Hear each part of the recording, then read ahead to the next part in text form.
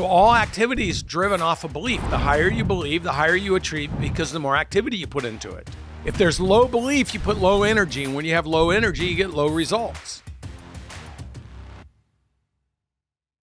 So much certainty when you talk about what you're going to do and how you're going to do it. When I met Grant, I said, look, Grant, in 60 months, we're going to have a $100 million company. It's going to have 200 employees. Then the next 60 months, we're going to go to $1 billion and we're going to have 2,000 employees.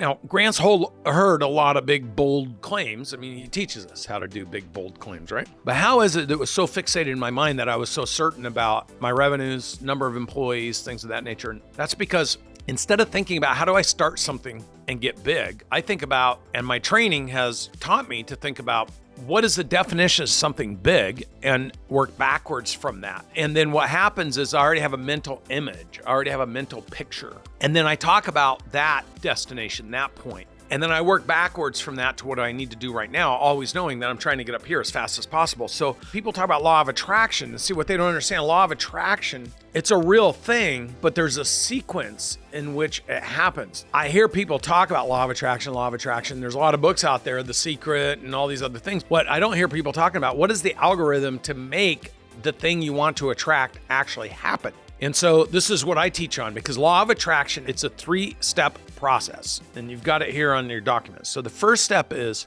intentionality. Like, what do you want to have happen? You got to have a clear, concise, precise picture in your mind about what you want to have happen. If you're lost with uncertainty as to what you want to have happen, then there's another algorithm, and it's called confusion always creates failure. So where there's a confused mind, there will be failure.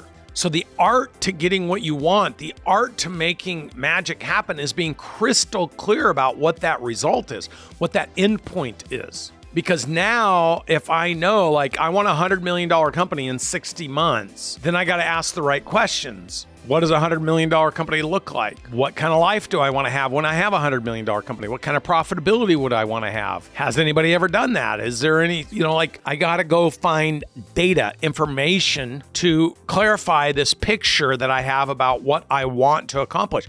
The more crystallized the picture is, the higher my belief about the possibility of it happening is. So all activity is driven off of belief. The higher you believe, the higher you achieve, because the more activity you put into it. If there's low belief, you put low energy. And when you have low energy, you get low results. So here's how law of attraction happens. First, law of intention. What is it I'm intentionally wanting? Then law of action. What am I going to do to put momentum into place, to gain traction, to build my confidence, to build the confidence of the people around me? Most people will be telling me, oh, it's impossible, you can't do it, you can't do it. But as they watch me with the resilience, pursuing it and pushing through and never changing my talk track and always saying, this is where we're going, this is our destination, here's how we get in there, this is the target. And people see that resilience, I start elevating other people's belief around me about what's possible. And as I gain small, incremental movements towards what I'm talking about,